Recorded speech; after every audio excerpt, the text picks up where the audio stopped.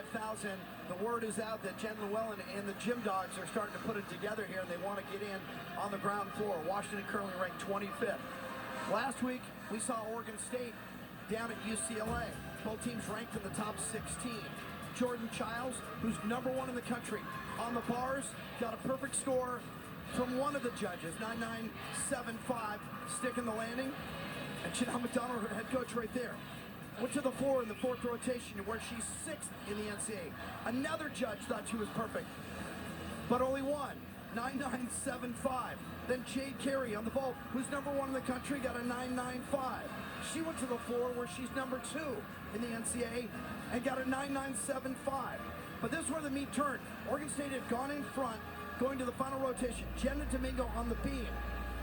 She gets off the beam, ends up with a 9.9, but Oregon State, after we went off the air, we thought UCLA had won.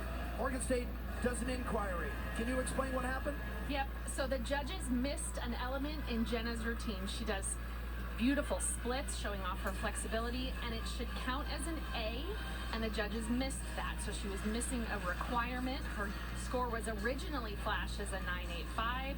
They inquire, come back, it's raised to a 9.9, thus the tie. So after it's over and I'm standing around waiting for someone to recognize me and no one did, the chaplains come over and say, you know, we filed an inquiry and we won the inquiry, so that means we tied.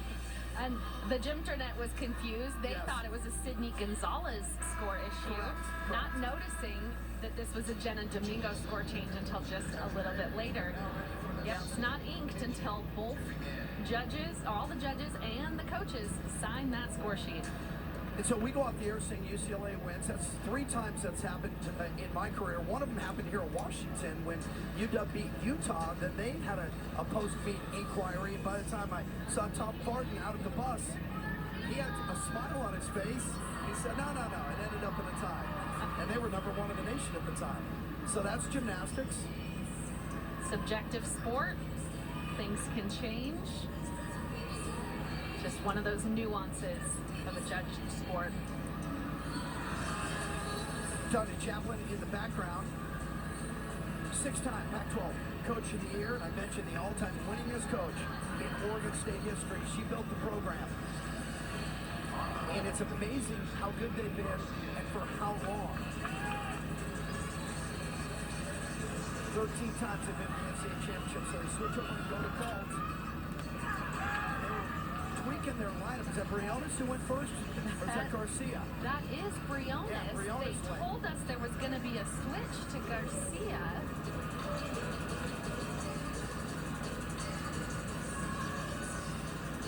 But regardless, a really nice vault to start the lineup. Dia Moody, the sophomore, to lead off Washington on the bars. 27th in the country. They do average 49 here, and they've gone 49 twice, including last week at Utah. They had 49 right on the number. This is the part of the season you need to watch Washington. They've already gone from 48s to 49. Now you need to go 49 plus, 49 ones, 49 1.5s, 49 2s, and continue to build as we work towards the Pac-12 championships at the Maverick Center on March 18th.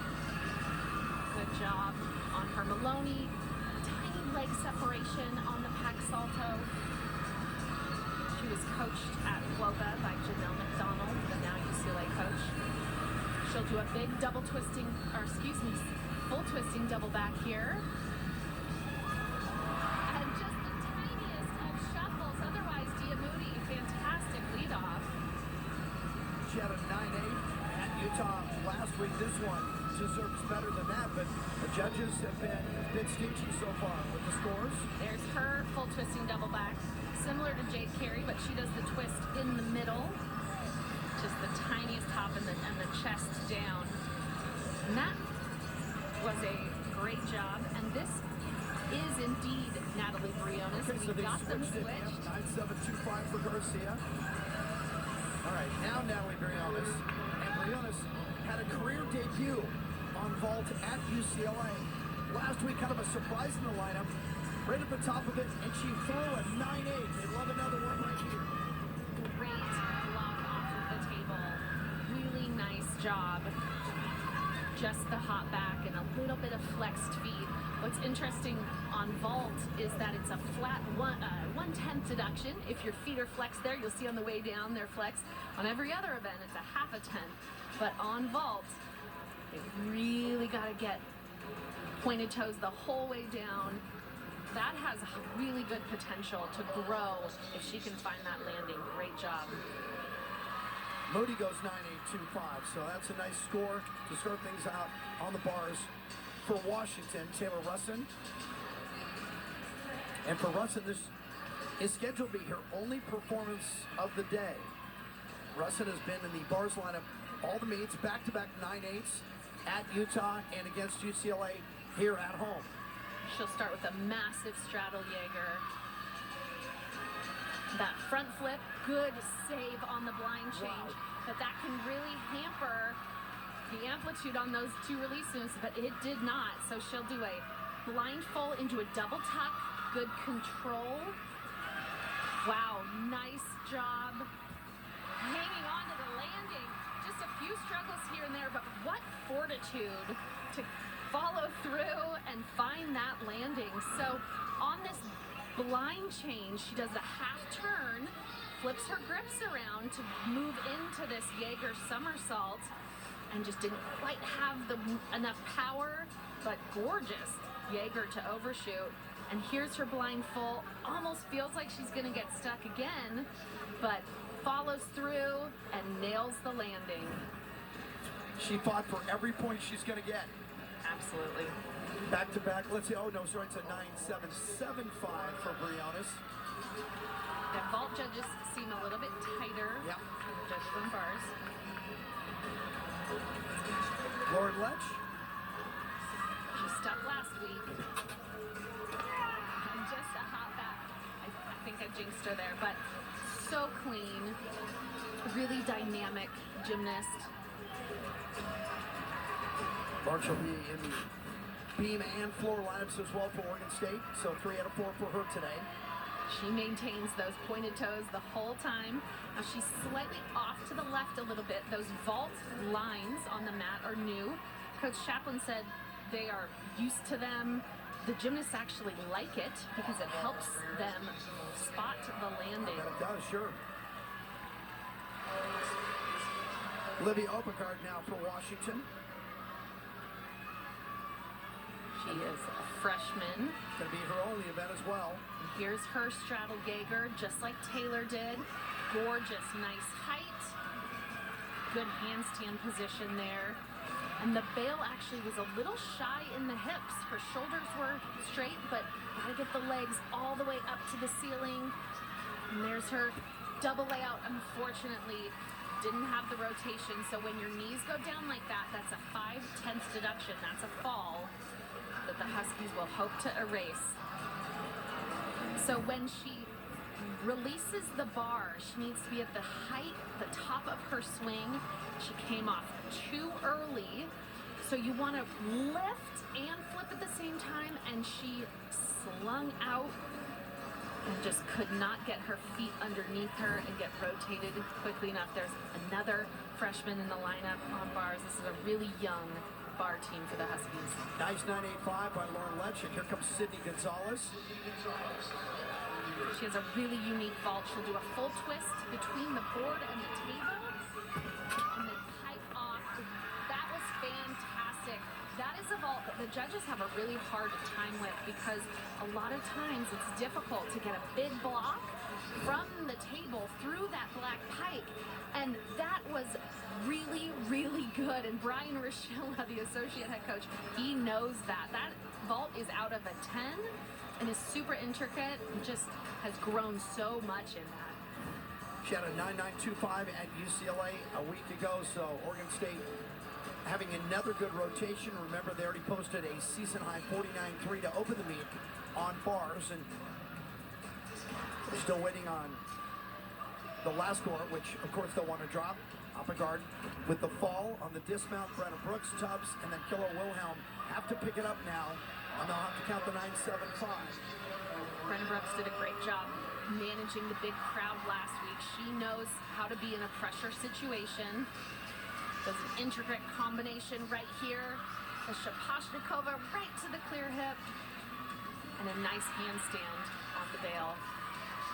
Like Taylor Russin, she will do a blind full into the double tuck.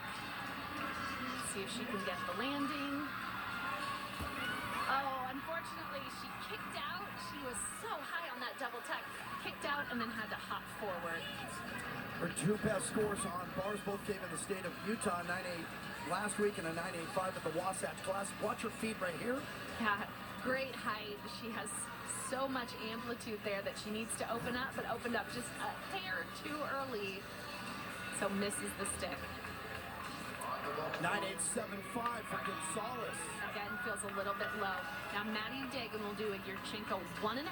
It's a forward landing vault. She's yet to really nail it this year. Yeah, it's been tough for her. The vault has been a bugaboo. Wow. Steps out of the landing. That's been the one event that's been holding her back in the all-around. She had a 39.2 last week in the all-around with a low score on vault. Yep, that one had a really, really good block. So when you step forward, the judges know that means you had so much amplitude and so much rotation that she had to take that one step. But she does a really nice job completing the 1.5 twists.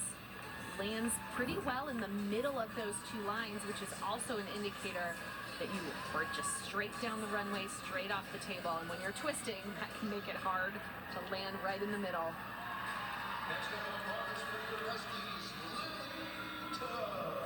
Lily Tubbs had a 9.85 earlier this year at Salt Lake City and 9.8 at UCLA last week on bars. She's very tall, and Coach Llewellyn talked to her about how if her feet are flexed or she doesn't quite make the handstand, it's that much more apparent because she's tall. And watch how this double layout, she swings into it. Great height. Oh my God, just the tiniest hop back. Really nice job harnessing her power, using her height to show off her. Now, look at her double layout. Let's go at the right point at the top of the swing.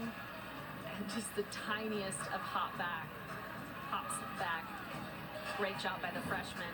With the pressure on, wanting to make sure that you can drop Oppegaard's score. That'll be Tubbs' only event for Jen Llewellyn today. Freshman from Texas. And a 9.85 for Dagan, and once again, Jade Carey. So we went from the 1.5, we had some fulls in early in the lineup, a 1.5 from Dagan. Now you'll see the Yurchenko with the 2 twists. She is #1 in the country right now on the vault. She has 4 wins. All 5 of her scores have been at least 9.875. She had a perfect 10 at Salt Lake City 3 weeks ago. Check. Wow, that is the best stick I've seen her do on that vault. She squished into the table a little bit. Her arms were a little bit bent, but she tends to have just the tiniest of slides back.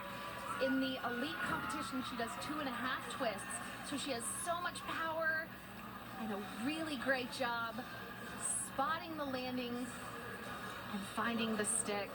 Just exceptional. Your reigning world champion on the event drops out of the sky, finds the stick.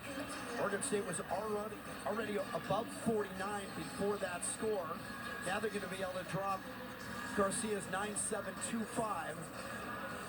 Tubbs got a 9.85. That's a great score for her. So Washington is picking it up at the back end. And now hand the baton to Skylar Kilroy-Wilhelm. All of her scores on this event this year, 9.8 or better, and 9.9 at Utah last week, 9.875 at Salt Lake City 3 weeks ago. Very smooth release combination. She'll do a front giant here connected into her dismount. Usually lands right on top of the bar. Gorgeous handstand. See if she can get her double tuck. And sticks the landing. Feet together, toes pointed. Beautiful handstands. Phenomenal routine by Skylar Kilroy-Wilhelm. She has such great extension. There's that out of the front giant into the handstand. And there's her double tuck. I talked about it all day. Pointed toes, chest in the right position. It's a difficult combination. She makes it look easy. I see a 9.95 from one judge. We'll check the Washington scores. I can't tell you that Jade Carey just got a 9.95, and Oregon State went 49-3, tied another season high.